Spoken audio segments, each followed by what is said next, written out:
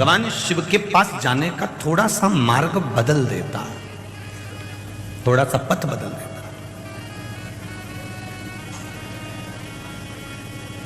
मैंने तेरे ही भरोसे, ओ बाबा तेरे ही भरोसे, हवा बिच उड़ती जावांगी, बाबा डोर हथों छठी में कटी जावांगी, भोले में तेरी पतंग, शंभू में तेरी पतंग।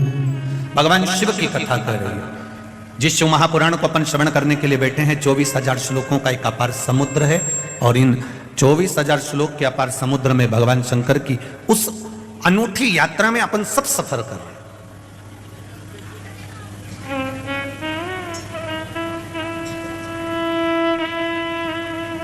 और उस यात्रा का जो सुख है, उस यात्रा का जो आनंद है, वो अपने आप में एक अविरल आनंद है। कथा कर रही है।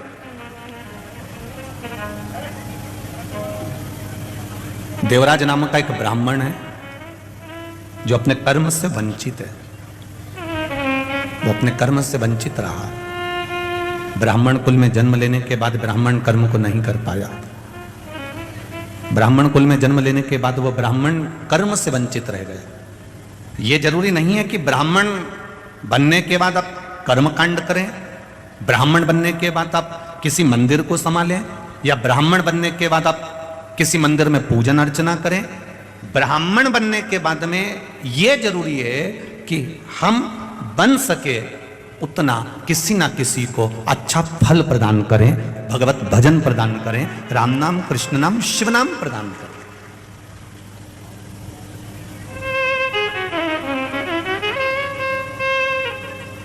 जितना बन सके हम अच्छा देने का प्रयास करें, क्योंकि ब्राह्मण मार्गदर्शक भी होते हैं।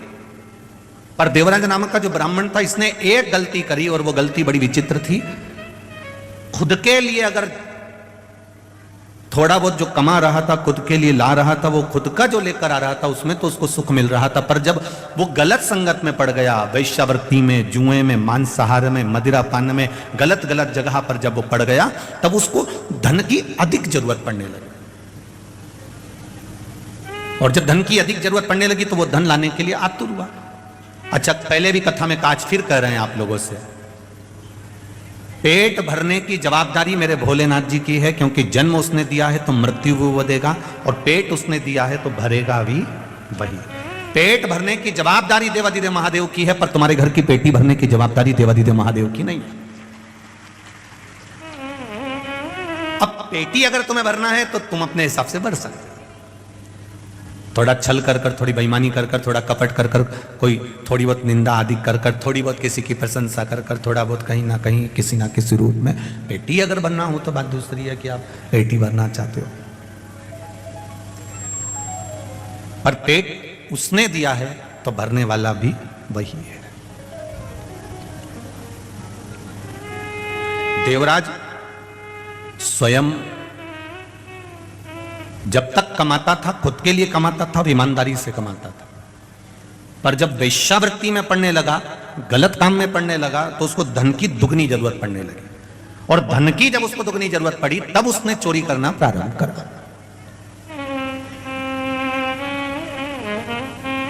तब उसने चोरी करना प्रारंभ करा। अब वो चोरी कर रहा है, अब वो धन को चुरा कर ला रहा है, अब वो धन को कहीं गलत जगह से एकत्रित करने का प्रयास कर।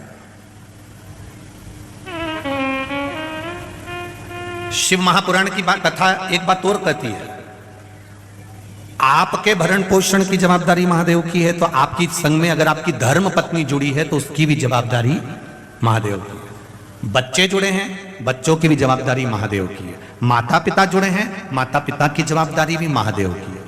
पर इसके अलावा अगर आप फिर किसी अन्य नारी के चक्कर में अगर पड़ते हो, फिर कहीं तुम जुए में, कहीं मांसाहार में, कहीं मदिरा पान में, तो कहीं वैश्यावृत्ति में अगर आप फिर पड़ते हो, फिर जवाबदारी भोलेनाथ की खत्म हो जाती है। आप, आपके बच्चे, आपका परिवार आपकी पत्नी, आपके पुत्र और आपके माता पिता, बहन भाई, कुटुंब की जवाबदारी महादेव की है।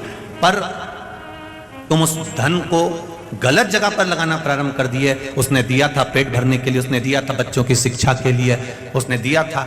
होते हैं कई लोग, अभी कहीं ना कहीं लोगों को कुछ गवर्नमेंट से या प्रशासन से कोई थोड़ा बहुत पैसा मिल जाता है। अब वो मिला था किसी काम के लिए और मालूम पड़े लगा दिया किसी दूसरे काम में। अब सरकार ने तो पैसा दिया था आपको कि इस कार्य में लगाना, अब तुमने लगा दिया दूसरे कार्य में। अब दूसरे कार्य में लगाया तो प्रशासन अगली बार आपको कुछ देगा क्या? अरे बोलो तो जम के नहीं देगा, क्योंकि उसको मालूम है कि इसको दिया था मैंने इस चीज के लिए और इसने लगा दिया दूसरी चीज में। अगली बार वो नहीं देगा। अब नेत्र काय के लिए दिए थे भगवान ने? वो भगवान भी प्रशासन से कम नहीं हो। काय के लिए दिए थे उसने? इन नेत्रों से क्या करना? भगवान का बोलो बोलो जम के बोलो, दर्शन करना। इन नेत्रों से दर्शन करिए, इन नेत्रों से पोथी पुराण पढ़िए, शिव महापुराण, रामायण, भागवत गीता, इसका स्मरण करिए। अब तुमने इस बार तो इस नेत्रों को भगवान में लगाया ही नहीं। अब पैसा दिया था मकान बनाने के लिए, पैसा दिया था खेती के लिए, पैसा दिया था, लोन लिया था मकान के लिए, और मालूम पड़े बैंक वाले बाद में आए तो मालूम पड़े ना तो मकान दिखा ना प्लाट दिखा, और वो लोन का पूरा पैसा खत्म कर दिया। अब बनाना था तुमको मकान, लेना था तुमको प्लाट, करना था काम, मिला था मकान के लिए, लगा दिया गलत जगह पर। गलत जगह पर लगाया, बर्बाद हो गए। बर्बाद हो गए तो अगली बार तो प्रशासन ने तुमको वो पैसा नहीं दिया। साहब अगली बार दिया था, इसने काम में नहीं लगाया, अगली बार दिया था, इसने सही जगह नहीं लगाया, तो अब की बार उसने देना बंद कर दिया, उसने देना बंद। बस यही शिव महापुराण की कथा कर रही है, यही भगवान शंकर का गुणगान कर रहा है। एक बार उसने देख लिया नेत्र देखकर कि इसने नेत्र सही जगह लगाया कि नहीं लगाया। अगर एक बार इसने नेत्र सही जगह नहीं लगाया, फिर अगली बार तुम तैयारी कर कर बैठो कि नेत्र। श्रवण दिया था कथा सुनने के लिए, एक बार दिया और सही नहीं गया। ये हाथ दिए थे भगवान की भक्ति करने के लिए, सेवा करने के लिए। कोई बुजुर्ग है, कोई गरीब है, कोई किसी रूप में तकलीफ में है, कहीं भजन हो रहा हो तो इससे सेवा करना, पर हाथ भी सेवा में नहीं लगे तो वो भी चलेगा। पांव दिए थे भगवत भजन के लिए। हमारे मालवा के संत श्री नागर जी महाराज बड़ा सुंदर कहते हैं, हाथ दिए रे तूने दाता बन कभी नहीं दान कियो, दयालु मैंने अवगुण बहुत कियो।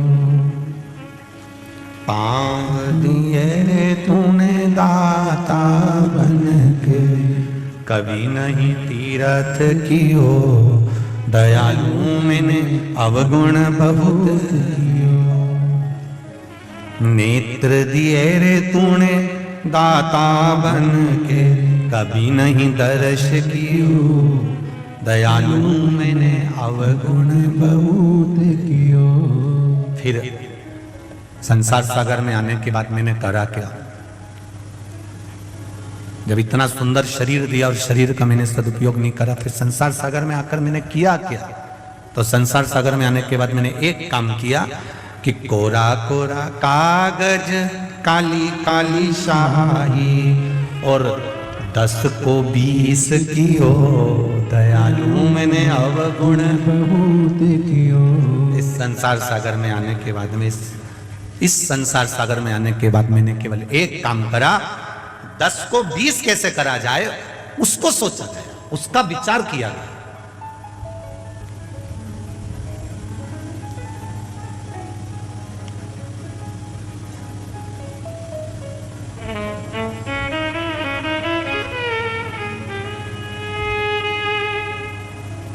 ब्लड की जांच कराने पर मालूम पड़ जाता है कि बीमारी कौन सी है, और कथा कराने से मालूम पड़ जाता है कि भक्त कितने हैं।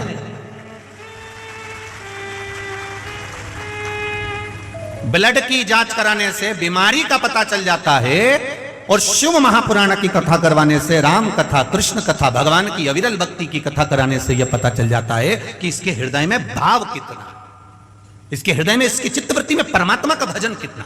आपको दिखेगा।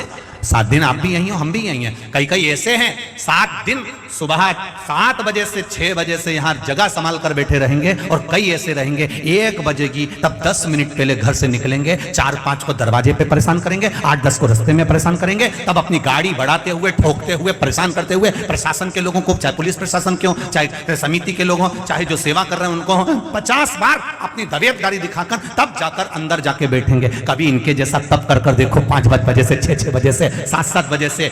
जरा देखो, बैतुल वालों के लिए कथा नहीं है। हम कहेंगे बैतुल वाले अगर कथा के पंडाल में नहीं आ सकते हैं तो एक बार रात को आकर इन भोलेनाथ के भक्तों का दर्शन कर जाना कि इनका भाव कितना शुद्ध है।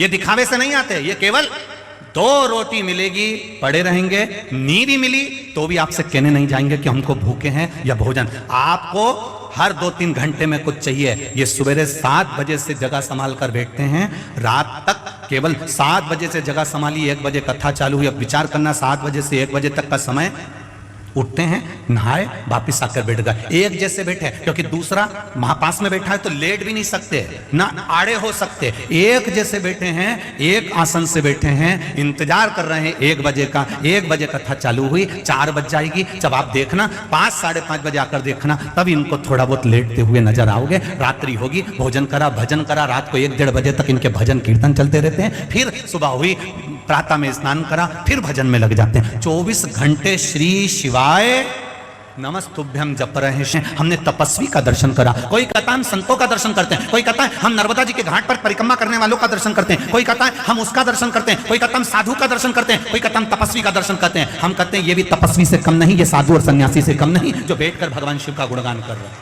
भगवान शिव की अविरल भक्ति को धारण कर रहे हैं।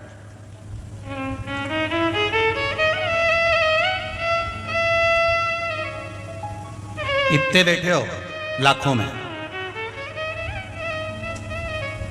ये कईयों के पत्र आए और ये पत्र और भी पढ़े, तो शुरुआत है, कईयों के आए।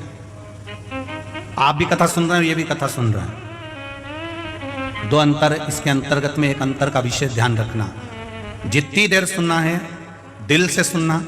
घर से चलो तो कहकर आना मुझे शिव महापुराण की कथा सुनने जाना है, मैं आराम से जहां जगह मिल जाएगी वहां सुनूंगी और भगवान की अविरल भक्ति को धारण करूंगी। मुझे मालूम है 7 दिन अगर मैंने कथा का रसपान कर लिया तो मेरा महादेव मेरी जरूर सुनेगा, ये निश्चित है। मुझे कथा सुननी, मुझे दूसरे की व्यथा नहीं सुनना, मुझे कथा सुनना, मुझे अविरल भक्ति को धारण करना, मुझे परमात्मा का भजन धारण करना।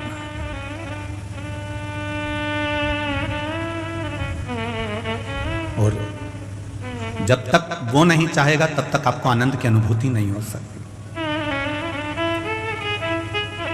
कहीं कृपा, कहीं मां ताप्ती की कृपा और कहीं मां नर्मदा जी की कृपा और कहीं मेरे भोलेनाथ जी की करुणा हुई है तो बैतुल में ये शिव महापुराण की कथा मिली है, नहीं तो बाबा की कहीं योग संजोग। और वो भी कथा कोई आज की नहीं है, बैतुल की कथा की अभी इनको 1 साल में मिल गई और कथा की बुकिंग हो गई। आप पूछना इन परिवार से, 2 साल पहले की कथा बुकिंग है और 2 वर्ष पहले ये कथा बुक हुई थी, तब जाकर अब उस समय पर जो कथा का स्वरूप था उस हिसाब से इनने व्यवस्था के अनुसार चले। फिर कथा का स्वरूप बढ़ता गया, लाखों में भीड़ आने लगी, फिर व्यवस्था बढ़ी, तो धीरे धीरे धीरे धीरे धीरे धीरे कहीं कहीं शिव ने संभाल लिया, शंकर के रूप में पूरे बैतुल वासियों ने संभाल लिया और इस कथा का आनंद शिव कृपा से। शंकर भगवान की उदारता बिना नहीं हो सकता। शिव कथा कह रहे हैं,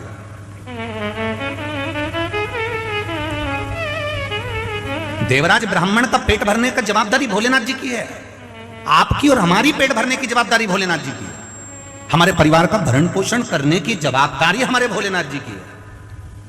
पर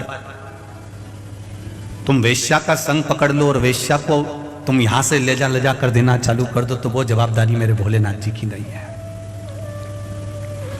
पूरा सुखमय तुम्हारा परिवार चल रहा है, अच्छे से तुम्हारे परिवार का गुजारा चल रहा है, और तुम्हारे परिवार के गुजारा चलते चलते जब तुम्हारे परिवार में कहीं ना कहीं धन के चक्कर में अगर द्वेष हो रहा है, धन के चक्कर में अगर लड़ाई हो रही है, क्लेश हो रहा है, समझ लेना कि परिवार का कोई व्यक्ति इस धन को जरूर कहीं गलत जगह पर लगाना चालू कर दिया। इसलिए मेरे महादेव ने देने से पहले अपने हाथ को रोक लिया।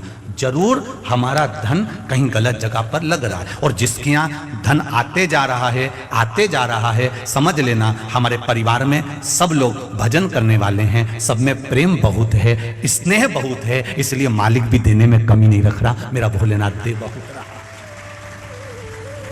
जब कहीं धन की कमी दिखे, जब कहीं संपदा की कमी दिखे, जब कहीं तुम्हें लगे कि धन कम हो रहा है, हमारा पैसा हमको कहीं ना कहीं कम दिख रहा, व्यापार कम हो गया, कमाई कम हो गई, तो समझ लो कि कुछ ना कुछ वो पैसा गलत जगह पर जाना चालू हो गया, वो धन गलत जगह पर जा रहा है।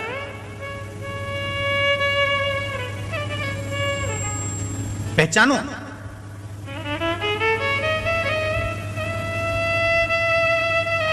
गाय, लक्ष्मी और बेटी,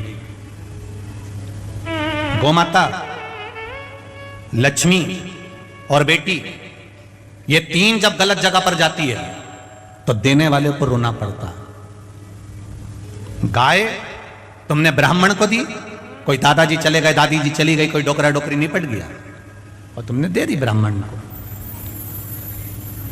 ब्राह्मण लेकर गए गौ माता को, जब तक गौ माता ने दूध दिया उसको संभाल कर रखी, फिर बाद में मालूम पड़े वो गाय तीसरे को दे दी, तीसरे से चौथे को गई, चौथे से पांचवे को गई, वो बाद में गाय कसाई के हाथ में पहुंच गई। गौ माता जब कसाई के हाथ में पहुंची तो कटते समय जब रोती है तो बद्दुआ देती है। वो बद्दुआ ना ब्राह्मण को लगती है ना किसी दूसरे को लगती है, जिसने संकल्प छोड़ा था गौदान का, वो बद्दुआ उसको लगती है कि तूने मुझे दान दिया था तो मैं गलत जगह कैसे पहुंच गई। उसी तरह गौ दान जिसने दिया उस दान करने वाले को रोना पड़ता है, और कन्यादान जिसने दिया, और बेटी अगर किसी गलत लड़के के चक्कर में फंस गई और तुमने कह दिया साहब हमने तो जमाई अच्छा देखा था और बेटी को दुख है, बेटी को कष्ट है, तो उसको भी रोना पड़ता, कन्या दान करने वाले को रोना पड़ता। दो कन्यादान वाले कितने रोए हैं जरा विचार करिए इस ताप्ती शिव महापुराण कथा। एक दक्ष प्रजापति और दूसरे नंबर पर थे विश्वकर्मा जी। दो कन्यादान करने वाले कितने रोए, ये ताप्ती शिव महापुराण प्रारंभ हो गई यहां से। दो कन्यादान वाले कितने रोए हैं अगर उन रोने वालों का स्मरण करा जाए तो एक है दक्ष प्रजापति और दूसरे हैं विश्वकर्मा जी। भगवान विश्वकर्मा और प्रजापति दक्ष, ये जो जितने रोए हैं इनके बराबर कन्यादान करने वाला क्यों? दक्ष प्रजापति को रोना इस बात का आया मैंने बेटियों का विवाह करा, मैंने अपनी बेटी का विवाह ये चंद्रदेव के साथ में करा, और चंद्र मेरी केवल एक बेटी को चाहता है और बाकी की बेटियों का अपमान करता है।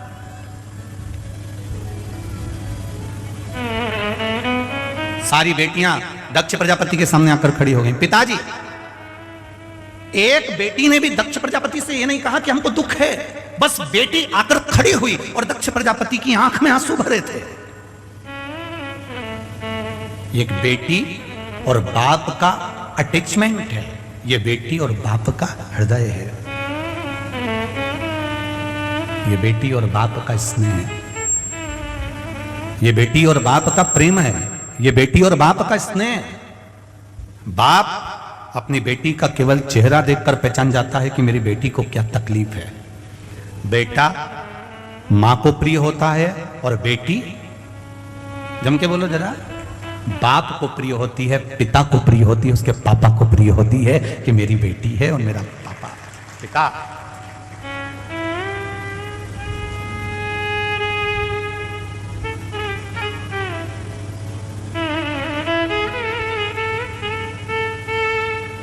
मायके का मतलब मालूम होता है सबको?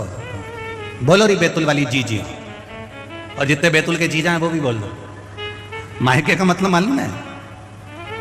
जहां पर जाने पर मां और माया दोनों मेरी हो वो मायका कहलाता है।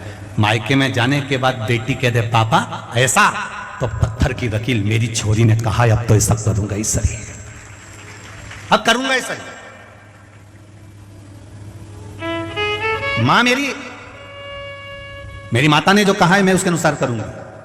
जहां पर मां और माया दोनों मेरी है वो मायका है।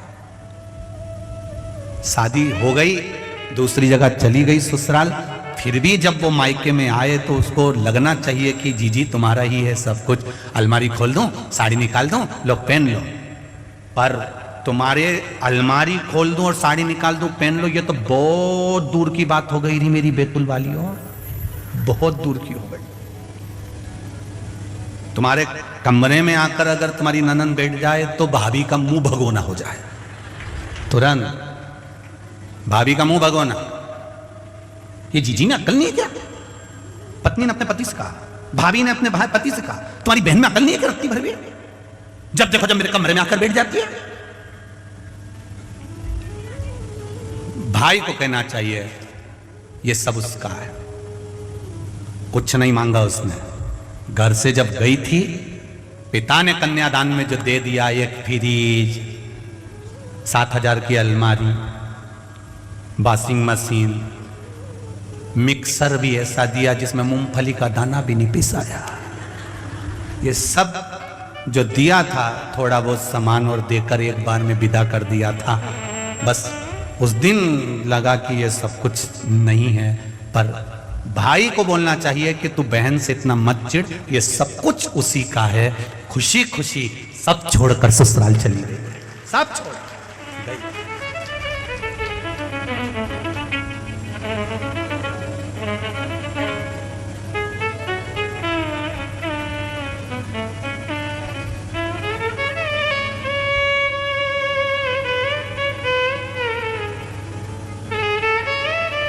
सब छोड़ दिया।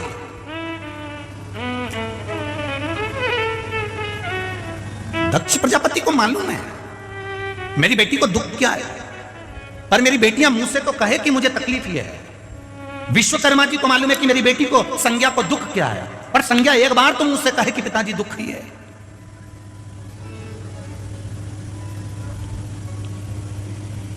संज्ञा कौन? सूर्य नारायण भगवान की पत्नी।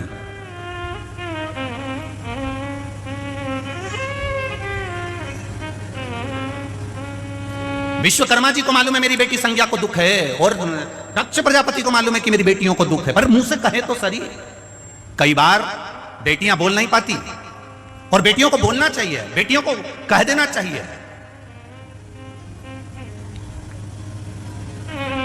और पिता का प्रेम किसको कह सकते हैं, पिता की करुणा किसको कह सकते हैं? वो दिल्ली में जो श्रद्धा के 35 टुकड़े हुए, किसी को ज्ञात नहीं था, केवल एक पिता का दिल पछोड़ गया। और पिता ने सोचा बहुत दिन से श्रद्धा की खबर नहीं आई। पिता उसी समय दिल्ली पहुंच गया। फिर उसने ढूंढना चालू करा, जब कुछ हाथ नहीं लगा तब फिर पुलिस प्रशासन के पास गया, तब जाकर खुलासा हुआ उस बाप के सामने की बेटी के 35 टुकड़े हो गए।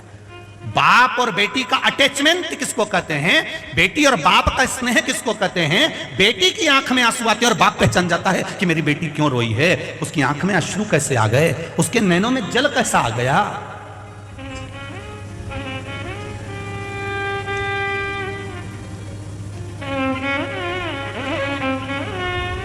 इसलिए हम बार बार कहते हैं फैशन और व्यसन, इन दो चीजों से बचने का कार्य करिएगा। ज्यादा फैशन में पड़ोगे तो भी बर्बाद हो जाओगे, और ज्यादा व्यसन में पड़ोगे तो भी बर्बाद हो जाओगे। फैशन भी तुमको बर्बाद कर देगा और व्यसन भी तुमको बर्बाद कर देगा। एक जरा सा कहीं धूम्रपान कर लिया, कहीं तंबाकू खा लिया, कहीं मदिरापान कर लिया, कहीं मांसाहार कर लिया, कहीं वैश्यावृत्ति कर ली, कहीं जुआ खा लिया, फैशन भी बर्बाद करेगा और व्यसन भी बर्बाद कर देगा। इन दोनों से बचने का प्रयास करिए। जिसके घर का धन फैशन और व्यसन में दोनों में जा रहे हैं, चालू हो जाए, समझ लो धीरे धीरे कुछ ना कुछ गड़बड़ी होना प्रारंभ हो गई। करो, हम कभी मना नहीं करते तुम फैशन मत करो, तुम्हारी मर्जी पड़े जैसा कपड़ा पहनो। अभी तो तुम यहां से फटी हुई पहनते हो, तुम पूरी फटी हुई पहनो तो कोई दिक्कत नहीं है। पर निवेदन है, फैशन और व्यसन में अगर तुम्हारा धन जा रहा है, व्यसन में, मांसाहार में, मद्यपान में, जुआ में, वृक्षावृत्ति में, गलत काम में तुम्हारा धन जा रहा है, तो बहुत दिन का ठिकाना तुम्हारा नहीं है। और फैशन में अगर तुम ज्यादा पढ़ने लगे हो तो भी तुम्हारा कोई ठिकाना नहीं है। गलती थी, एक गलती को अपना मानो, सुधारो।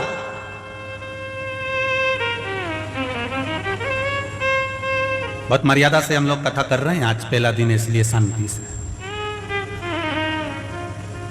हमें भी देखना पड़ता है कि भगोनी के चावल कैसे हैं।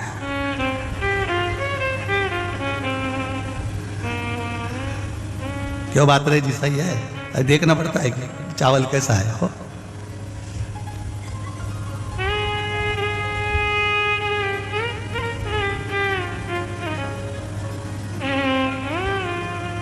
और चावल जोरदार तो है, जब ये तो बैठने की जगह तक नहीं बची, सब खड़े हैं पीछे, ढेर लगे हुए अपार, इतना भीड़ है, सबका प्रेम।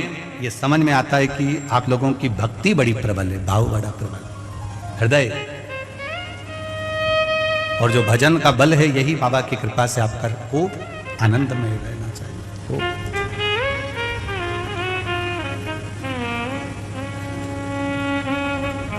महाराज शिव कथा कह रही है, भगवान शंकर की करुणा कर रही है, पिता पुत्री का मुख देखकर पहचान जाता है तकलीफ क्या है।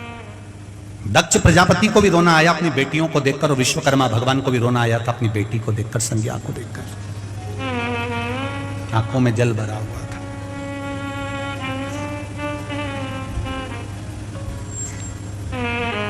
नयन में जल भरा हुआ है। दक्ष प्रजापति ने भी अपनी बेटियों से पूछ लिया था कि बात क्या है, कुछ बोलोगी तुम? 3 बार मेरे पास में सारी की सारी बेटियां आ चुकी हैं, मेरी पूरी कन्याएं आ चुकी हैं, पर तुम बोलती क्यों नहीं हो? हुआ क्या? चंद्र ने कुछ कहा तुमको, कुछ बोला तुमको? नहीं। छोटा मोटा दुख होता है ना, तो ये भारत भूमि की जो मेरी बेटियां हैं, छोटे मोटे दुख को तो सहन कर लेती हैं, छोटी मोटी तकलीफ को सहन कर लेती हैं, छोटे मोटे कष्ट को सहन कर लेती हैं। भारत की बेटियां बोलती तब है जब अति हो जाती है, अति जब हो जाए तब भारत की बेटियां बोलना चालू करती हैं।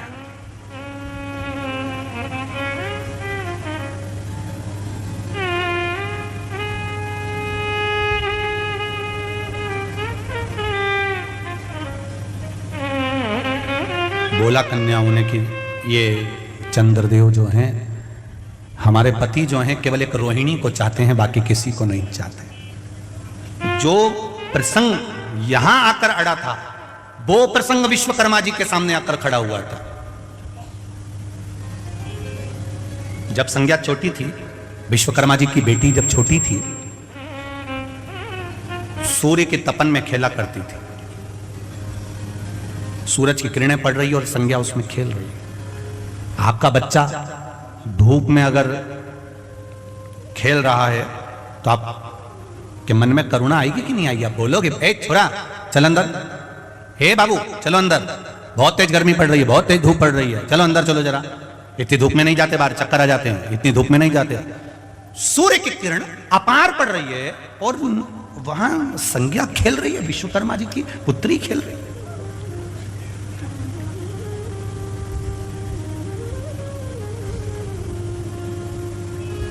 विश्वकर्मा जी की धर्मपत्नी ने आवाज लगाया, संज्ञा, ए संज्ञा इधर आओ।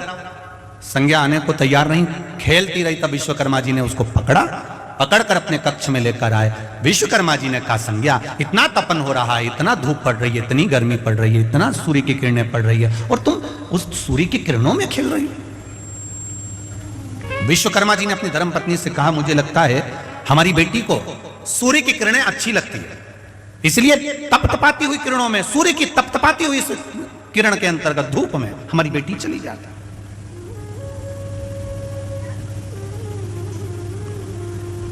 धीरे धीरे बेटी बड़ी हो गई, संज्ञा बड़ी हुई। जब संज्ञा बड़ी हुई तब उनका विवाह का मन में भाव आया। तब संज्ञा को लेकर विश्वकर्मा जी पूरे ब्रह्मांड में घूम रहे हैं हाथी पर बिठाकर कि मेरी बेटी को मैं ब्याहना चाहता हूं और इसके लायक जो वर होगा मैं उससे विवाह करूंगा। आपसे भी निवेदन है, अगर तुम्हारी बेटी पढ़ी लिखी है तो उससे दुगना पढ़ा लिखा उसका वर होना चाहिए। तुम्हारी बेटी विद्वान है तो उससे दुगना विद्वान उसका वर होना चाहिए। रामचरितमानस तक में वर्णन आया है कि सीता मैया की विद्वत्ता से दुगना विद्वान राम जी को ढूंढा गया था। सीता जी ने उल्टे हाथ से धनुष को उठाया था मात्र 6 वर्ष की आयु में, और जनक जी ने मन में संकल्प ले लिया था कि इसका पति वो होगा जो सीधे हाथ से धनुष को उठाकर चढ़ाकर तोड़ देगा, बेटी उससे ब्याह दूंगा। सीता 6 वर्ष की आयु में अगर धनुष को उठा सकती है तो इसका पति वो हो जो इस धनुष को उठाकर तोड़ दे, तो बेटी को भी आऊंगा। अब विद्वत्ता देखी गई, विद्वान पद देखा गया कि सीता से दुगना विद्वान उनका पति राम होना चाहिए। उसी तरह विद्वत्ता यहां देखी जाती है कि विश्वकर्मा जी ने विचार करा कि मेरी बेटी का विवाह किसके साथ करूं, कोई अच्छा लड़का ढूंढ लेता हूं, इससे विद्वान होना चाहिए। अब मेरी बेटी इतनी धूप में सूर्य की किरणों में तप करती है, सूर्य की किरणों में बैठी रहती है, तो इसका पति वो होना चाहिए जो इस सूर्य की किरण से भी ज्यादा तप में लीन हो। तब हाथी पर बिठाकर विश्वकर्मा जी अपनी बेटी को लेकर गए, और जब विश्वकर्मा जी हाथी पर बिठाकर अपनी बेटी को लेकर जाते हैं और हाथी पर बिठाकर बेटी को लेकर सब जगह पर गए, जाने के बाद अंत में सूर्य देवता के पास में गए, तब संज्ञा ने सूर्य को देखा और सूर्य ने संज्ञा को देखा। तब सूर्य देवता ने कह दिया कि मैं आपकी बेटी से विवाह करना चाहता हूं।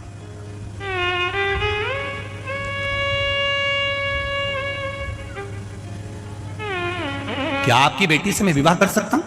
संज्ञा ने पिताजी की ओर देखा और पिताजी की ओर देखकर पिताजी ने कहा, संज्ञा ये सूर्य नारायण आपसे विवाह करना चाहते हैं, आप विवाह को तैयार हो?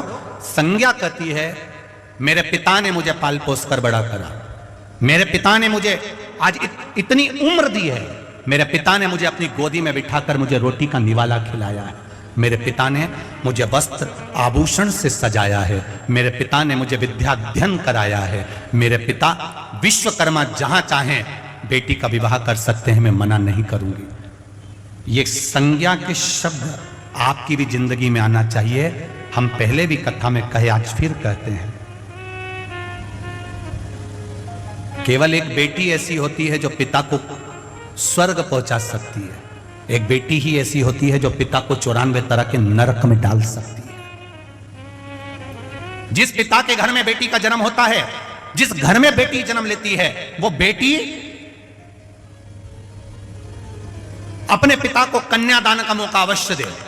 कन्यादान एक ऐसा दान होता है कि माता और पिता 94 नरक में ना पड़कर सीधे बैकुंठ में चले जाते हैं, केवल एक कन्यादान करने पर, केवल एक कन्यादान करने पर।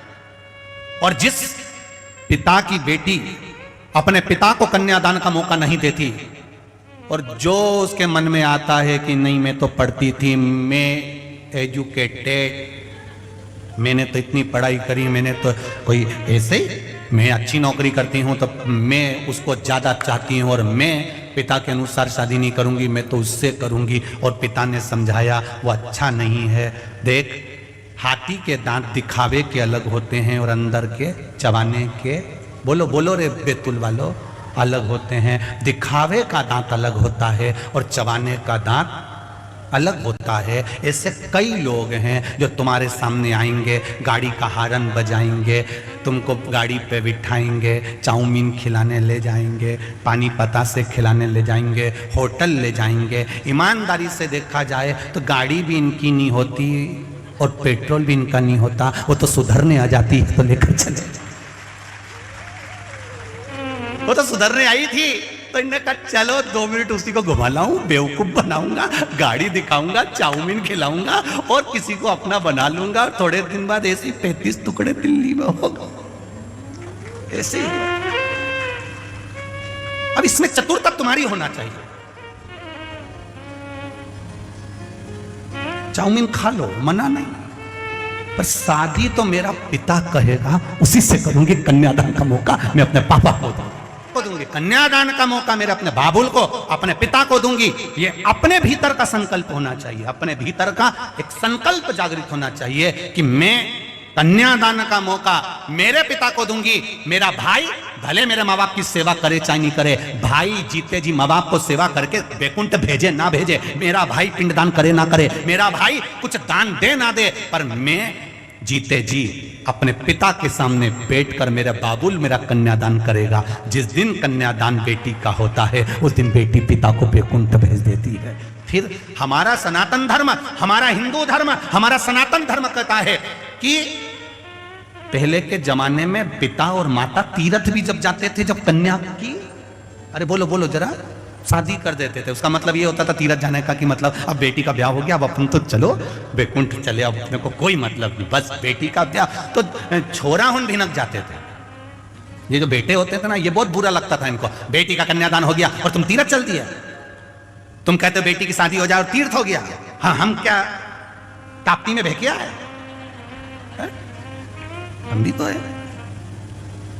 पिता और माता को भी मालूम है बेटी की शादी हो गई तो समझ लो तीर्थ हो गया, और बेटा की शादी हो गई और जगदम्बा घर में आ गई तो बैकुंठ जैसा घर भी सुबह शाम देवी की आरती की आवाज आएगी। सुबह शाम एक ही आरती चलेगी, अम्बे तू है जगदम्बे काली, जय हो बेतुल।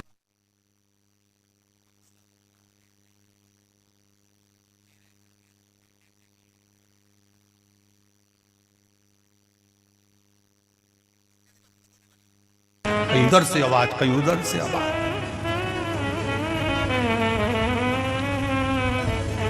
सास और बहू की जब लड़ाई होती है वास्तव में बहुत आनंद की लड़ाई होती है, बहुत आनंद की होती है। कभी कभी उनको तुम देखना, इधर से कमरे में से सास निकल कर, मैंने तो पहले किया था, फिर इतने में बहू चिल्लाती आएगी, मैं तो अपना मायके जा रही तुम्हारे से परेशान हो गई। इतने में पति उधर से कहेगा, पाव पड़ना बेटा। ये मंदिर में जो घंटा टंगता है ना बीच में, बस वो स्थिति जीजाओं की है, वो स्थिति। बेचारा ये कुछ बोले तो घंटा बजे, ये कुछ बोले तो घंटा बजे, परेशान। थोड़ा नियमता में, आनंद में, सुख में। कन्यादान का मौका दो अपने माता पिता को, जीवन सार्थक होगा। कहा संज्ञा से विश्वकर्मा जी ने कहा, बेटी सूर्य नारायण भगवान मांग रहे हैं आपको, कन्यादान कर दूं? संज्ञा ने कहा जहां मेरा पिता चाहे वहां कन्यादान करो। सूर्य देवता ने कहा संज्ञा मैं शादी तो तुमसे करना चाहता हूं, विश्वकर्मा जी भी राजी हैं, आप भी राजी हो, पर एक बात कहना चाहता हूं, मेरे तप को क्या तुम सहन कर सकती हो? कितनी तेज किरण है मेरी, कितना प्रकाश है मेरा, कितनी तपन है मुझ में, क्या तुम उस तपन को सह सकती हो? संज्ञा ने कहा जिस घर के संस्कार अच्छे होते हैं उस घर में बेटी ये सीख कर जाती है कि अगर ससुराल में दुख भी मिलेगा तो थोड़ा सहन करना है, दौड़ दौड़ कर मायके नहीं आना है। ये संस्कार बोलते हैं, ये संस्कार करते हैं।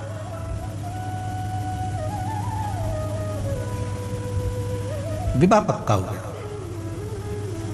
संज्ञा की शादी भी हो गई सूर्य नारायण भगवान से। क्या जोरदार विवाह हुआ, खूब जोरदार। अब जैसे दक्ष प्रजापति के पास में दक्ष प्रजापति की बेटियां आई थी, उसी तरह संज्ञा एक दिन अपने पिता के पास में आ गई। संज्ञा आई पिता के पास,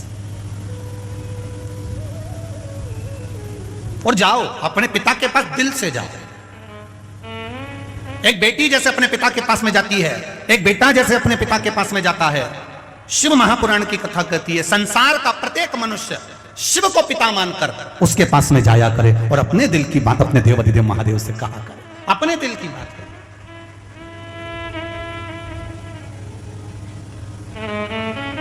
अपने हृदय की बात कहे। के लिए, संपूर्ण ब्रह्मांड के लिए शिव जी पर चढ़ाया गया एक लोटे का जो महत्व है वो जीवन का सुख है, जीवन का एक आनंद है। भक्ति करो, भजन करो, स्मरण करो, भगवान पर आश्रित होकर करो। पाप करो तो ये सोच कर करना, जब जब तुम्हारा मन पड़े ना पाप करने का, तो एक बार किसी धोबी का घर देखिए ना। धोबी के घर में क्या होता, कपड़े को कूटते, कूटते कि नहीं कूटते? धोबी बराबर दुनिया में कोई गुरु नहीं हो सकता। कितना ज्ञान देता है उसके बराबर दुनिया में कोई ज्ञान नहीं दे सकता जितना हमें धोबी से ज्ञान प्राप्त होता है। वो तो कहीं कहीं के लोगों ने कहीं इस जात के व्यक्ति को, कहीं उस जात के व्यक्ति को या समाज के व्यक्ति को छोटा बता दिया, पर हमारा शास्त्र कभी किसी समाज को, किसी वर्ण को, किसी धर्म को, हमारा समाज कभी छोटा नहीं बताता, हमारा सनातन धर्म कभी छोटा नहीं बताता। यहां तक हमारा शास्त्र कहता है गुरु धोबी शिष्य कपड़ा, साबुन सिरजनहार और सत्संग शिला से धोइए निक से रंग अपार। यहां तक कहा है गुरु धोबी के समान होना चाहिए। जब जब पाप करने का मन में भाव जागृत हो, धोबी के घर जाइए, धोबी के द्वार जाइए, धोबी जिस घाट पर कपड़ा धोता हो वहां जाइए और जाकर देखना धोबी कैसे कपड़े को धोता है। क्यों धोता है? क्योंकि कपड़ा गंदा हो गया, इसलिए उसको साफ करने के लिए धोबी ने उसको सर्प में भिगो कर रखा, गरम गरम भट्टी में उसको पकाया, निकाला, फिर कूटना चालू करा, फिर पानी में डाला, फिर कूटा, फिर बाल्टी में पटका, साबुन में पटका, सर्फ में पटका, तो भी नहीं हुआ तो मोगरी लाया, वो लकड़ी की, हत्था पकड़कर फिर कूटा उसको, तो भी नहीं हुआ। फिर उस पर रगड़ दिया कुछ सामान जिससे वो साफ हो जाए, क्लीन हो जाए, एकदम क्लीन हो जाए, एकदम साफ हो जाए। फिर उसको रगड़ा, फिर पटका पानी, फिर साबुन में गलाया, भट्टी में गरम किया, तब पचीट के आखिर गंदे कपड़े को उसने साफ कर दिया। पाप करो तो तुम भी याद रखना कि ऊपर भी एक धोबी घाट लगा है। नीचे कपड़ा गंदा होता है तो धोबी धो धो के साफ कर देता है, और कपड़े की दशा देख लेना कैसा कूटता है, पचीटता है, गलाएगा। या धोबी के आने जाओ तो तुम्हारी वॉशिंग मशीन में देख लेना, वॉशिंग मशीन सरफ डाल डाल के तुम्हें हिलाते ही रहेंगे। फिर देखेंगे साफ नहीं हुआ तो बाथरूम में ले जाके फिर पचीटेंगे, फिर वापस वॉशिंग मशीन में ले जाकर फिर हिलाते डालेंगे। फिर बस ऊपर भी लगी है एक वॉशिंग मशीन। देख लिया इसने खूब गलत काम किया है, खूब चोरी करी, खूब निंदा करी, खूब मदिरा पान मांसाहार वैश्यावृत्ति जुआ, खूब गलत काम करे, लोगों को तकलीफ पे तकलीफ दी। भगवान ने भी कह दिया आन दो इस कपड़े को ऊपर, आन दो, धोएंगे जम के। अलग अलग बाल्टी में धोया, इसलिए शास्त्र कहता 94 तरह के नरक हैं, हर बाल्टी में अलग तरह का सर्फ गलाया, अलग अलग सर्फों में डाल डाल के धोया गया। जब पाप करो, जब गलत काम करो, जब तुम गलत काम के लिए जाओ तो सोच लेना कि धुलना कितना है। कपड़ा अगर गंदा हो गया तो धोबी धोएगा, और अगर ये शरीर, ये चित्त, ये आत्मा, ये मन गंदा हो गया तो फिर वो परमात्मा धोएगा। वो समझ लो, समझो जरा।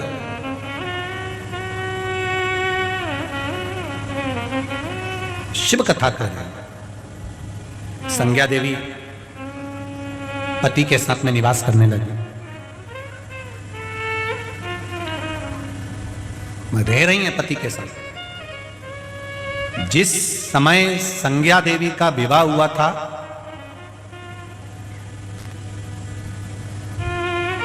उस समय सुंदर जलवृष्टि का समय था, तो सूर्य की तपन नहीं मालूम पड़ी, सूर्य की तपन नहीं मालूम।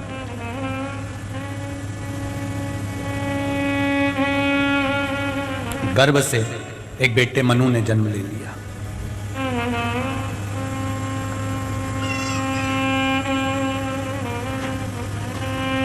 संज्ञा देवी का दूसरा गर्भ था, और तेज सूर्य की किरणें, गर्मी का समय, प्रचंड सूर्य की किरणें थी। आवाज लगाया सूर्य नारायण भगवान ने, संज्ञा, ओ संज्ञा, संज्ञा, ओ संज्ञा। आवाज लगाया सूर्य नारायण भगवान ने। संज्ञा देवी पति के पास आना चाहती है, पर सूर्य की किरण इतनी प्रबल थी कि संज्ञा की आंखें बंद होने लगी। पति को क्रोध आया, अभी तुम्हारे नजदीक में थी और आज हम आपको बुला रहे हैं और आपके नेत्र बंद है। संज्ञा, आप अपने पति से नेत्र तक नहीं मिला पा रही।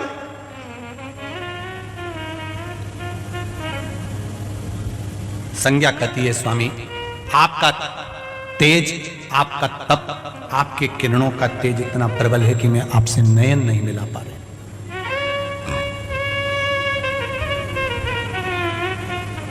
भगवान के सामने संज्ञा देवी ने अपने दोनों नेत्रों को हाथों से ढक रखा है। गर्भ में जो संतान है, जो विराजमान है, नेत्रों से नेत्रों को बंद कर रखा है, हाथों से ढक रखा है, तो सूर्य नारायण भगवान को थोड़ा सा क्रोध आ गया कि अपने पति के सामने खड़ी होकर भी अगर तुम नेत्र बंद कर रखो तो ये श्रेष्ठता नहीं है। तुम्हारी जो संतान होगी संज्ञा देवी,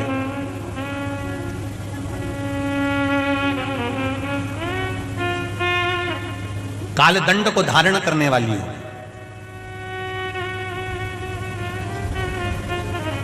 दो संतान संज्ञा देवी के गर्भ से उस समय पर प्रकट हुई, एक यम, दूसरी यमुना। एक यम, दूसरी यमुना। मनु पहले हो चुके हैं। अब इतना तेज बल भगवान का देखकर संज्ञा भगवान विश्वकर्मा जी के पास में चली गई। ये कथा, भगवान शिव के हाथ में जो त्रिशूल रहता है, दुनिया के लोग जानते हैं कि शिव जी के हाथ में त्रिशूल है, पर दुनिया के लोगों को यह नहीं मालूम कि यह त्रिशूल आया कहां से है। इस त्रिशूल को बनाने वाला कौन है, इस त्रिशूल को लाने वाला कौन है, यह त्रिशूल आया कहां से।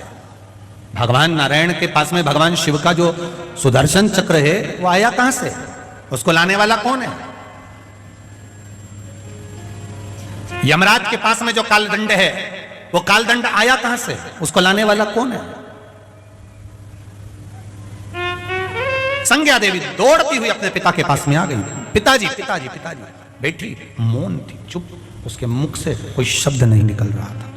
वो एकदम मौन हो गई, चुप हो गई, स्थिर हो गई। मौन, चुप, स्थिर। पिता विश्वकर्मा ने ध्यान दिया, मेरी बेटी क्यों चुप बैठी है, आखिर कारण क्या है। क्या कारण है। शरीर पर चोट लगे तो वो नजर आ सकती है, पर मन में, आत्मा को जब चोट लगती है तो वो नजर नहीं आती, वो अंदर से घात करती जाती है। घात कर रही है। बाहर की चोट देख सकते हो पर भीतर की चोट नहीं देख सकते। यहां पर कई लोग ऐसे बैठे हुए हैं, कई लोग कहते हैं कि शिव पुराण सुनने आए। हम कहते शिव पुराण सुनने नहीं आए, भीतर से कोई घात लगा होगा, अंदर से कोई टूटा होगा, तो शंकर भगवान की कथा में जाकर बैठा होगा, शिव पे भरोसा कर करके मैं कथा सुनूंगा, मेरे भीतर की चोट समाप्त हो जाएगी, मेरे भीतर का कोई सुख मुझे प्राप्त हो जाएगा। ये भीतर का भाव है। एक पत्र में किसी ने लिखा है कि गुरुजी हमने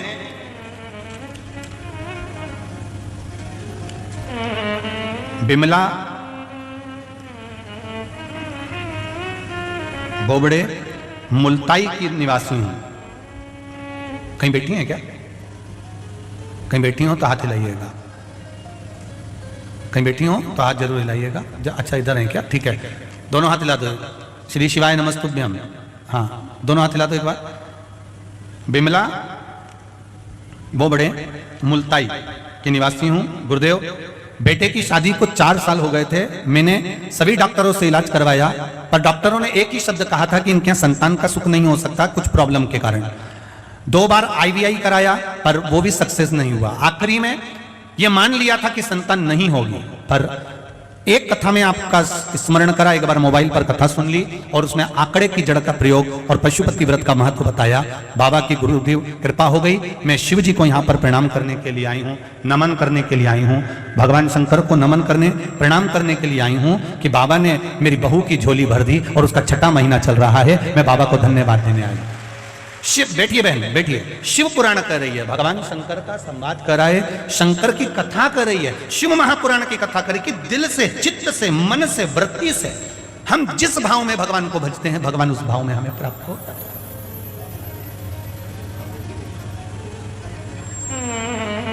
आप मौन होकर भी अगर भगवान की भक्ति में बैठे हैं तो कई लोग ऐसे आते हैं शिव कथा में, शिव पुराण में, कि ये बाहर का घाव तो दिख सकता है पर भीतर का घाव नहीं दिखता। वो किस भाव से आया, कैसे आया, क्यों बैठा है शिव पुराण में आकर, भगवान की भक्ति को कैसे धारण कर रहा है, किस लिए पहुंचा है। आप में भी कई लोग ऐसे होंगे जो भगवान शिव से कुछ ना कुछ मन से कहने के लिए आए होंगे कि बाबा सब दुख काटो मारा, ओ भोला सब दुख काटो, दिल से कुछ ना कुछ कहने के लिए आए। शिव महापुराण की कथा कहती है, आप अगर एक क्षण भी भगवान के पास में जाकर बैठे हो, भले आपने कुछ कहा नहीं, पर शिव उसको स्वीकार कर लेते हैं। अभी बड़ोदरा की कथा में कहा था कि सरस्वती जी को भगवान शंकर ने ज्ञान दिया और सरस्वती जी ने शिव जी से कहा कि मैं क्या आपको गुरु मंत्र में दूं, मैं आपको क्या गुरु दीक्षा में दूं, आप बताओ कि गुरु दीक्षा में मैं आपको दूं क्या। शंकर भगवान ने कहा केवल सरस्वती एक काम कर, मेरे दरवाजे पर जाकर बैठ जा। जो मेरे मंदिर के अंदर प्रवेश करे, जो मेरे शिवालय में प्रवेश करे, जो शिव के दरवाजे पर आए, वो भले कुछ ना बोले पर उसके हृदय की बात तुम मुझे बता देना, बस इतनी कृपा करना। आप जाकर बैठे हो, शिव को मालूम है कि क्यों आए, क्यों पहुंचे, किस लिए आया। झोली में